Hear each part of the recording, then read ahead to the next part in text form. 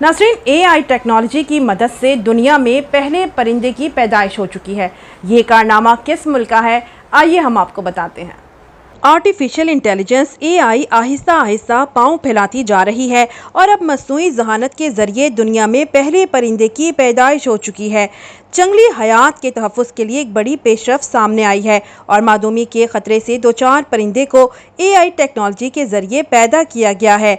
Report के मुताबिक ये कारनामा भारत में अंजाम दिया गया है और वो मसनूई ज़हानत AI टेक्नोलॉजी के ज़रिए ख़तरे से दो चार अजीम भारतीय बस्टिड की कामयाबी के साथ अफजाइश करने वाला दुनिया का पहला मुल्क बन गया है।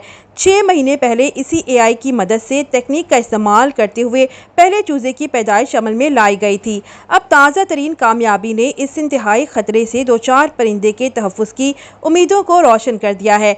16 मार्च को AI टेक्नोलॉजी के जरिए इंसेमिनेशन के बाद राजस्थान के कंजर्वेशन ब्रीडिंग सेंटर में टोनी नामी मादा परिंदे ने अंडा दिया, जिसके नतीजे में सीजन के 8वें चूजे की पैदाइश हुई।